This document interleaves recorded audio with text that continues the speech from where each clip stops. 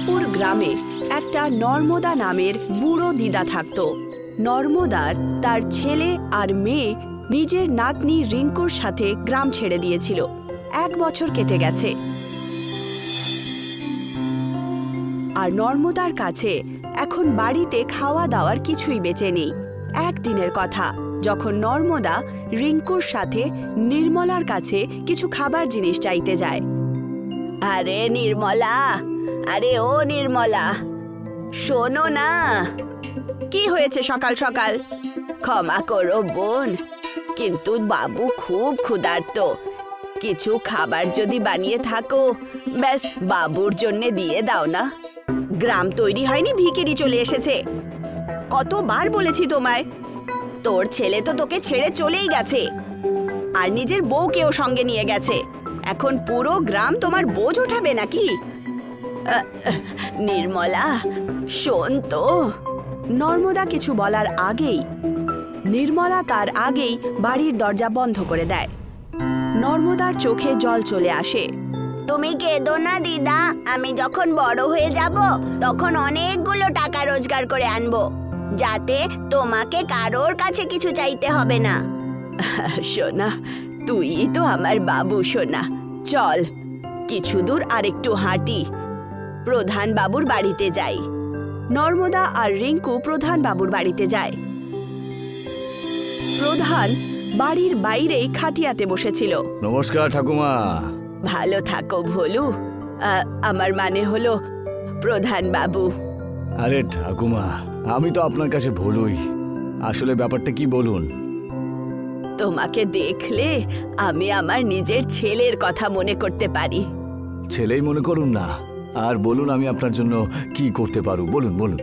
তুমি তো জানোই বাবু, আমার ছেলে সমস্ত জমিন বিক্রি করে চলে গেছে, আর এখন অবস্থা এরকম হয়ে গেছে যে বাড়িতে অন্যের একটা দানাও বেঁচে নেই।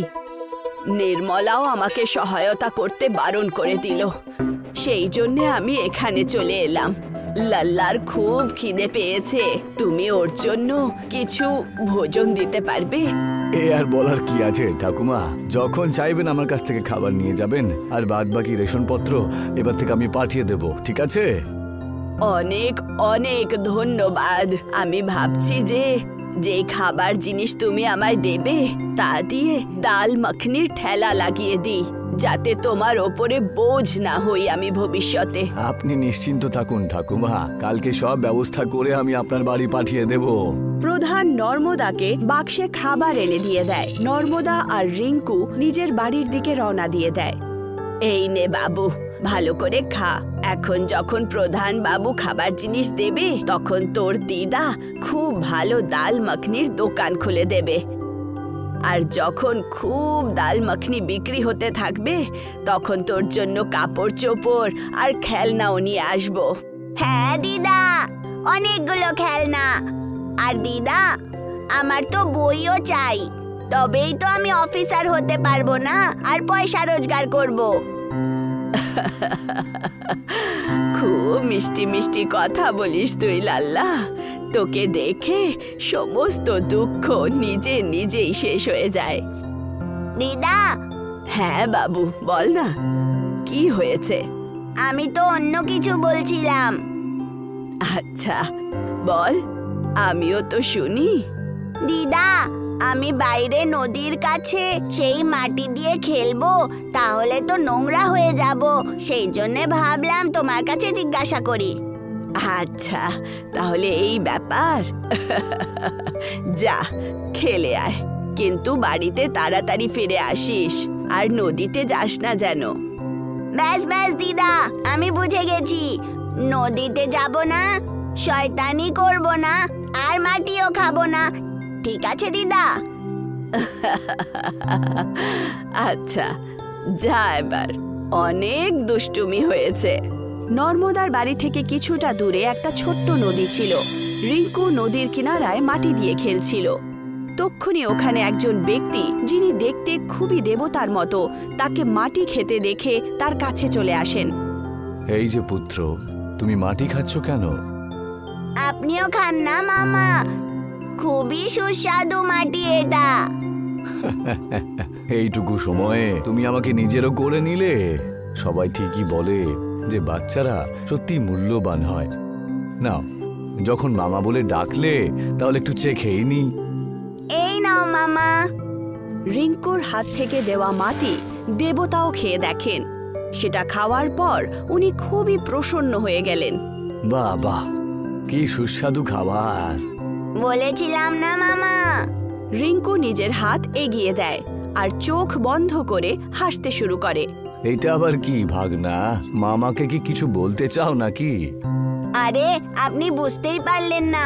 আমার দিদা বলে যে নিজের ভাগ্নেকে খাওয়ালে সব ব্রাহ্মণদেরকে খাওয়ানোর মতো। তাই তো মামা, আপনি আমার কাছে ঋণী হয়ে যাবেন। সেই জন্য এখন আমাকেও খাওয়ান আর এই ঋণটা নামিয়ে দিন। আচ্ছা, মামাকে ভালোই ফাঁসিয়েছো তুমি, কিন্তু মাটি নয়, আমি তোমাকে অন্য কিছু দেব। দেবতা নিজের মুঠি খোলে আর তার মধ্যে থেকে একটা হীরের জাদুই চামচ বেরোয়। যেই চামচটা উনি রিঙ্কুকে দেন, আর তক্ষুনি দূর থেকে নর্মদার আওয়াজ আসে, রিঙ্কু, আরে পালাও পালাও, দিদা চলে এসেছে মামা। যদি উনি আমাকে দেখে নেয় তাহলে মাটি খাওয়ার জন্য বকবেন। আচ্ছা ঠিক আছে ঠিক আছে, এবার আমি চলি তাহলে ভাগনা। সেই দেবতা এইটুকু বলে ওখান থেকে চলে যান। তক্ষুনি নর্মদা ওখানে পৌঁছে যায়। আরে লাল্লা, তোকে বারণ করেছিলাম না যে মাটি খাস না, একদম কথা শুনিস না। আরে দিদা শোনো তো, আমি তো মাটি খাইনি। এখানে তো একজন মামা চলে এসেছিলেন, উনিই খেয়েছিলেন আর চামচেও লেগে আছে। তুমিও একটু খেয়ে দেখো। আচ্ছা, তুই এখন মিথ্যে কথাও বলতে শিখেছিস। তারপর নর্মদার চোখ সেই জাদুই হীরের চামচের ওপরে যায়। আরে এটা তো হীরের তৈরি। কে দিয়ে গেল তোকে এটা? তোমার পছন্দ হলে তুমি রেখে নাও দিদা, ব্যাস আমাকে বকো না। সব গুণ আছে তোর মধ্যে, নিজের মিষ্টি মিষ্টি কথা দিয়ে আমাকে পটিয়ে নিস। দেখবার বেঁচে যাস, কিন্তু আজ ছাড়বো না তোকে। চল বাড়ি। একদিন কেটে যায় আর প্রধান নর্মদার কাছে রেশনের জিনিস নিয়ে চলে আসে। এই যে ঠাকুমা, এই নিন আপনার মালপত্র। তোমার অনেক অনেক ধন্যবাদ বাবু। আরে ঠাকুমা, আবার সেই একই কথা, কৃতজ্ঞতা কিসের? আমি তো শুধু সেটাই করলাম যেটা আমার কর্তব্য। এটাই তো ভালো ব্যাপার বাবু তোমার। আমি ভাবছিলাম এই ডাল মাখনি বিক্রি করে আস্তে আস্তে এই টাকাটাও ফেরত দিয়ে দেব। আপনি ফেরত না দিলেও চলবে, আর পয়সা দেবার কথা ভাববেন না। শুধু কাজ করতে থাকুন, বাকি সব আমি দেখে নেব। ঠিক আছে বাবু, যা তুমি বলো। নর্মদা ডাল মাখনি বানায় আর নিজের ঠেলা চালু করে দেয়। তার সুগন্ধ আসা মাত্রই রিঙ্কু নিজের চামচ নিয়ে দাঁড়িয়ে পড়ে, আর তার সাথেও প্রধানও। দিদা, আমাকেও ডাল দাও। দাঁড়া বাবু, তোকেও খাইয়ে দেব, নয়তো তুই সব কিছু মাথায় তুলে নিবি। ঠাকুমা, আমাকেও দাও না, আমিও একটু খেয়ে দেখতে চাই। আর দাও, আমি রিঙ্কুকেও খাইয়ে দেব। ঠিক আছে ভোলু বাবু, এক্ষুনি দিচ্ছি। নর্মদার সঙ্গে সঙ্গে ডাল মাখনি দিয়ে দেয়। প্রধান বাবু নিজের হাত দিয়ে রিঙ্কুকে খাইয়ে দেয়। প্রধান বাবু, খুবই সুস্বাদু না দিদার খাবার? হ্যাঁ রিঙ্কু, খুব সুস্বাদু হয়েছে এটা, একটু খেয়ে দেখো। আমিও আপনাকে খাইয়ে দিই। রিঙ্কু নিজের হীরের চামচ দিয়ে যেই মাত্র প্রধানকে খাওয়ায়, প্রধান প্রচন্ড অবাক হয়ে ওঠে। কি হয়েছে ভোলু, ঝাল হয়ে যায়নি তো? না ঠাকুমা, এই হীরের চামচটা যখন এটা দিয়ে আমাকে রিঙ্কু খাওয়ালো, এর স্বাদ যেন 100 গুণ বেড়ে গেল। এত সুস্বাদু খাবার, যেন দেবলোকের ভোজন। আচ্ছা, সত্যি নাকি? এগুলো কি সত্যিকারের হীরে? 100% আসল এটা ঠাকুমা, আর তার থেকে আসল হলো এই চমৎকার। রিঙ্কু, ঠাকুমাকেও খাওয়াও। নর্মদা যেই মাত্র ওই চামচ দিয়ে খায়, তার এরকম স্বাদ পায় যেন সে পুরো জীবনে এইরকম সুস্বাদু খাবার কখনো খায়নি। হ্যাঁ ভোলু, ঠিকই বলছো। আমি একটা কাজ করি যে এই চামচেরই ব্যবহার করে নিজের খাবার চালাতে করব, যাতে সবাই খুব ভালো খাবার খেতে পারে। আরে ঠাকুমা, ভোলা নামটা আমার ঠিকই, কিন্তু আসলে ভোলা তো আপনি। আমি বুঝতে পারলাম না ভোলু। মানুষের মনে সবার আগে এটাই আসে যে হিরে যখন আছে তাহলে এটা বিক্রি করে দিই আর পয়সা রোজগার করি, কিন্তু আপনি তো সবাইকে এই স্বাদের অভিজ্ঞতা করাতে চান। এটা দেখে খাবারের স্বাদ আরো ভালো হয়ে গেছে তো। তক্ষুনি ওখানে পিন্টু চলে আসে আর বলে, এই যে দাদা, কিরকম ভালো স্বাদ, আমাকেও একটু খাইয়ে দেখাও না। ব্যাস এক্ষুনি দিচ্ছি। নর্মদা সেই চামচটা পুরো খাবারে ঘুরিয়ে দেয় আর পিন্টুকে একটা ডাল মাখনি দিয়ে দেয়।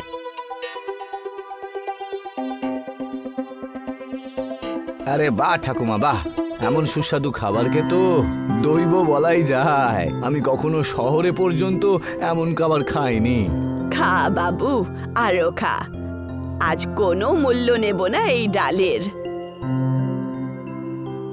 নির্মলাও ওখানে চলে আসে আর জিজ্ঞাসা করে, আরে ও নর্মদা, কি ব্যাপার, এত শোরগোল কিসের? এসো বোন, তুমিও খেয়ে দেখো ডাল মাখনি, খুব সুস্বাদু তৈরি হয়েছে।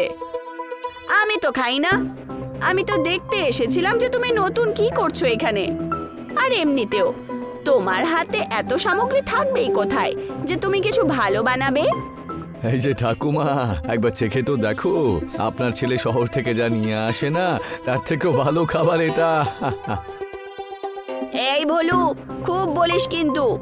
আমার ছেলে যে জিনিসগুলো পাঠায় না সেরকমটা তুমি ভাবোনি নিশ্চয়ই। একবার খেয়েই দেখুন না, তারপর আপনার যে রাগ রাগ মুখটা না সেটা একদম ঠিক হয়ে যাবে। আচ্ছা দাও দেখি খেয়ে, অনেক বড় বড় কথা বলছো তোমরা। নর্মদা খুব খুশি খুশি তাকে খাওয়ার জন্য ডাল মাখনি দিয়ে দেয়। যেই মাত্র নির্মলা সেটা খায় তার চোখ ছানা বড়া হয়ে যায়। আরে সেই যে নর্মদা, আমাকেও বলো না যে কিভাবে বানালে এই ডাল মাখনি। বলছি তোমায়। নর্মদা পুরো কথা বলে দেয় আর সঙ্গে সঙ্গে নির্মলা সেই চামচটা হাতে নিয়ে দেখতে শুরু করে। কি ব্যাপার নির্মলা ঠাকুমা? এটা তো আমার চামচ, আমার মনে হলো যে হারিয়ে গেছে, এখন বুঝতে পারলাম যে এটা তো চুরি করেছে এই বুড়ি। এবার আপনি চুপ করুন তো, যখন থেকে এসেছেন আজে বাজে বকছেন, আর যখন মন ভরল না তখন চুরির অপবাদ দিচ্ছেন, তাই না? এই প্রধান, তুই কিচ্ছু জানিস না। ওকে জিজ্ঞাসা করে চামচটা কোত্থেকে পেয়েছে। এই চামচটা রিঙ্কু পেয়েছে যখন বিকেল বেলা নদীর কিনারায় খেলতে গেছিল। হ্যাঁ, আমাকে এটা মামা দিয়েছেন। কোনো মামা টামা নেই, ব্যাস আলতু ফালতু গল্প বানাচ্ছ তোমরা দুজন। আমি তো যাচ্ছি আমার চামচ নিয়ে। এইটুকু বলে নির্মলা চামচ নিয়ে চলে যায়। নর্মদা প্রচন্ড দুঃখ পায়। দিদা, দিদা, আমার চামচ। কেঁদো না রিঙ্কু, ওই চামচটা আমি অবশ্যই নিয়ে আসবো। না ভোলু, যেতে দাও। নদীর কাছে ওকে যেই এই চামচটা দিয়েছিল আর আমার সাথে যেই ঘটনাই হচ্ছে সেটা দেখে মনে হয় যে উনি কোনো দেবতাই ছিলেন। আর যদি উনি নিজেই রিঙ্কুকে এই চামচটা দিয়েছেন তাহলে সেটা কোথাও যাবে না। তক্ষুনি নির্মলার জোরে চিৎকার আসে। সমস্ত লোকেরা ওইখানে দৌড়তে দৌড়তে যায় আর দেখে নির্মলা বাইরে পড়ে আছে আর চামচ আর খাবার প্লেটে রাখা আছে। আরে বাঁচাও! নর্মদা তাকে জল খাইয়ে দেয় আর জিজ্ঞাসা করে, কি হয়েছে নির্মলা? আমি যেই মাত্র এই চামচ দিয়ে খাবার খেলাম মুখে আগুন জ্বলে গেল, যেন আমি 10টা লঙ্কা একসাথে খেয়ে নিয়েছি এরকম মনে হলো। জল খেয়েও ঠিক হলো না, আর যখন তুমি জল খাওয়ালে তখনই শান্তি পেলাম আমি। দেখলেন তো ঠাকুমা, যার জিনিস সেই পাবে। এরকম নোংরা কাজ করবেন না। ঈশ্বর তো সবই দিয়েছেন, কিন্তু লোভ আর লালসা এমন একটা জিনিস, কারুর কাছে ভালো জিনিস এলে পরে যেন সহ্যই করতে পারে না। আমায় ক্ষমা করে দাও বোন, আর এই নাও তোমার চামচ। এই ঘটনার পর নর্মদার দোকান খুব ভালো চলে। নর্মদার ডাল মাখনি এখন পুরো গ্রামের সবচেয়ে সুস্বাদু খাবার হয়ে গেছিল।